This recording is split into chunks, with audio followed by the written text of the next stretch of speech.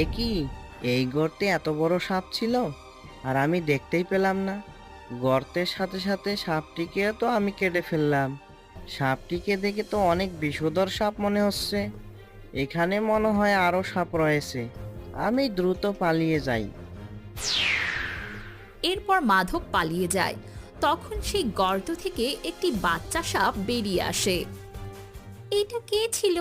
আমার গর্তে আমার মাই তো থাকবে। ডিম থেকে বের হওয়ার সাথে সাথে বাবা মা এখানে লুকিয়ে রেখে গেছে। আমার মাকে আমি আজও দেখিনি। নিশ্চয়ই মা আমার সাথে দেখা করতে এসেছিল। আর ওই শয়তান কৃষক আমার মাকে মেরে ফেললো আর আমাকে মায়ের আদর থেকে বঞ্চিত করলো। মা, ওর জন্য আমি আমার মাকে হারিয়েছি। আমার মায়ের মৃত্যুর প্রতিশোধ আমি নেবই, ছাড়বো না ওকে। ওহ বাবা, জোর বাঁচা বেঁচেছি। আর একটু হলেই সাপটা আমাকে কামড়ে দিত। ওগো, কি হয়েছে? এমন হাঁপাচ্ছ কেন? আর এত তাড়াতাড়ি তোমার আলকাটা শেষ? আর বলো না, আল আর কাটলাম কোথা থেকে। আজকে আমার কপালটাই খারাপ। সবেমাত্র জমিতে আল কাটা শুরু করেছিলাম, তখনই কোথা থেকে যেন একটা সাপ আমার কোদালের সামনে চলে আসে। আর আমি না জেনে বুঝে সাপটিকে কোদালের কোপে দুখণ্ড করে ফেলেছি। হে কি অলক্ষণে কাণ্ড! না জানি কেমন স্বাদ ছিল। আমার তো ভয় করছে। বাবা মা, তোমরা এত ভয় পাচ্ছ কেন? সাপকে আবার কেউ ভয় পায় নাকি? আর এমনিতেও বাবা কি আর ইচ্ছে করে সাপটিকে মেরেছে? জানো বাবা, সাপ আমার খুব ভালো লাগে। তোর বাবা সাপের ভয় পালিয়ে এসেছে, আর তোর সাপ ভালো লাগে? বোকা মেয়ে! খবরদার, কোনো সাপ দেখলে ভুলেও তার কাছে যাবি না। সাপের বিষ খুব ভয়ানক। হ্যাঁ রে মা, তোর মা ঠিকই বলেছে। সাপেদের সাথে কখনোই বন্ধুত্ব করতে নেই, কারণ সাপেরা কখনোই মানুষের বন্ধু হতে পারে না।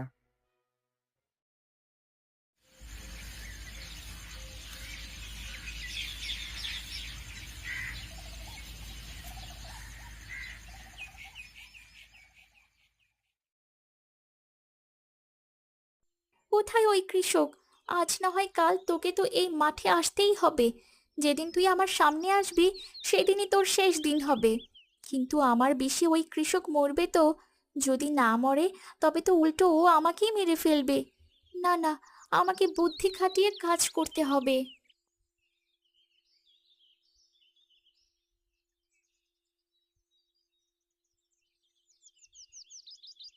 যাক বাবা, গর্তে তবে একটাই সাপ ছিল। আজকের মতো তবে আইলটা কেটে ফেলি। মাধব আইল কাটার পর কোদাল নিয়ে বাড়ির দিকে রওনা দিল। তখন সেই সাপটিও মাধবের পিছু নিয়ে তার বাড়ির দিকে চলতে শুরু করলো।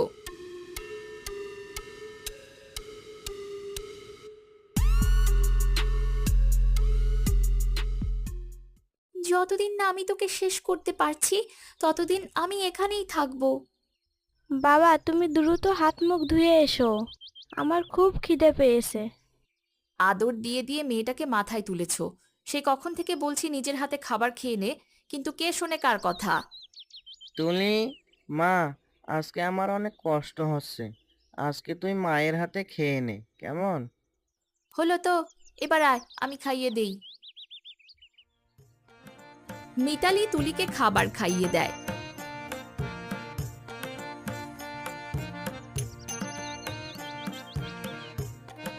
তখন আড়াল থেকে সেই সাপটি বলে, আজকে আমার মা বেঁচে থাকলে আমাকেও এমন আদর করে খাবার খাওয়াতো।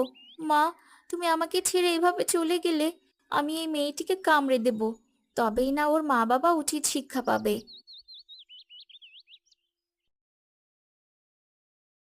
তুলি খাবার খেয়ে নিজের ঘরে চলে যায়। তখন সে দেখতে পায় তার ঘরে সেই সাপটি। আমার ঘরে এত সুন্দর একটা সাপ! আমি তোমাকে অনেক পছন্দ করি। তুমি একদম ঠিক জায়গায় এসেছো। আমি মনে মনে তোমাকেই খুঁজছিলাম। আমার কাছে থাকলে তোমার আদর যত্নের কোনো ত্রুটি হবে না। দাঁড়াও, আমি তোমার জন্য এক বাটি দুধ আনছি।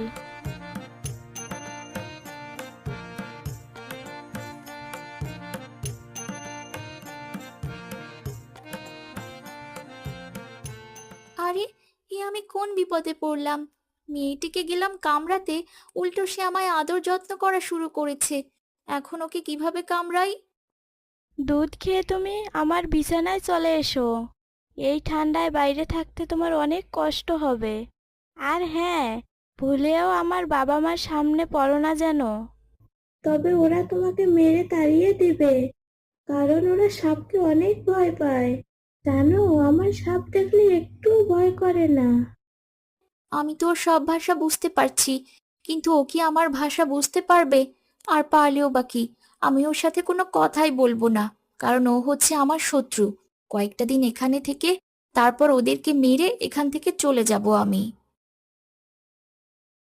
কয়েকদিন পর নাগরাজ মাঠের কাছে আসে।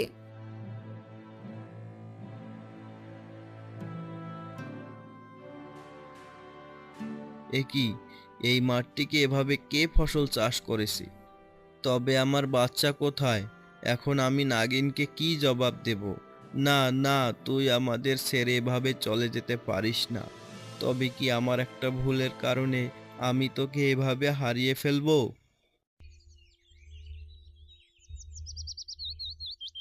বাবা, মাকে তো হারিয়েছি, তুমিও কি আমার খবর নিতে আসবে না? আজকে কতদিন হলো আমার বাবাকে দেখি না। সব হয়েছে এই কৃষকের জন্য। আমার বিষ সত্যিই কাজ করে কিনা আজকে তার প্রমাণ হবে।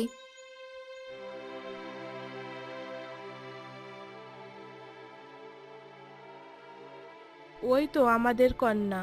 মা, তুই ওইদিকে কোথায় যাচ্ছিস? মানুষের ঘরে ঢুকে মানুষদেরকে কামড়ে দিতে যাস না। আমার কাছে আয়। আমরা তোকে কত খুঁজেছি, আর তুই কি না এখানে?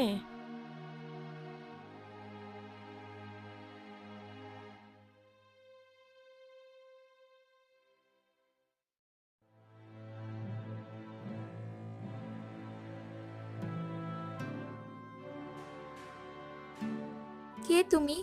আমার মা মারা গিয়েছে। ওই কৃষক আমার মাকে মেরেছে। তাই তো মায়ের মৃত্যুর প্রতিশোধ নিতে আমি এখানে এসেছি। ওগো, আমাদের কন্যা এসব কি বলছে? ও তো নাগিন কন্যা, ও তবে কাকে হারিয়েছে? মা, আমাদের কাছে আয় তুই। ওদের ক্ষতি করিস না। ওরা তোর মাকে মারেনি। তোর মা বেঁচে আছে। এই তো তোর মা। বাবা, তবে সেদিন কে মারা গিয়েছিল? আমি তো এই কৃষকের ঘরের আঙিনায় ঘোরাফেরা করছি শুধুমাত্র মায়ের মৃত্যুর প্রতিশোধ নিতে। এই কৃষক তোর মায়ের কোনো ক্ষতি করেনি, বরং উপকার করেছে। সেদিন তোর জীবন বাঁচিয়েছে। ওই কৃষক যাকে মেরেছে সে হলো কালনাগিন। ওই তোর ক্ষতি করতে এসেছিল, আর কৃষক তার অজান্তেই ওই কালনাগিনকে মেরে তোকে বাঁচিয়েছে। কি বলছে বাবা? তবে কাল রাতে যে আমি এদের খাবারে আমার বিষ মিশিয়ে রেখেছিলাম, তাহলে তার কি হবে? এই নিষ্পাপ মানুষেরা তবে মারা যাবে? এই না হলে আমাদের নাগিন কন্যা। নিজের মধ্যে কতটা জেদ! তুই তো পারবি নিজের মা বাবা আর নিজেকে রক্ষা করতে। তোর মধ্যে এখনো কোনো বিষ আসেনি। যা তুই মিশিয়ে রেখেছিস তা খেলে ওদের কিছুই হবে না। তাহলে আমি দুশ্চিন্তা মুক্ত। যে আমার উপকার করেছে তাদের আমি কোনো ক্ষতি করতে চাই না। তোমরা একদম সঠিক সময় এসেছো। জানো মা, তুলি অনেক ভালো। আমি মাঝে মাঝে তুলির সাথে দেখা করতে আসব।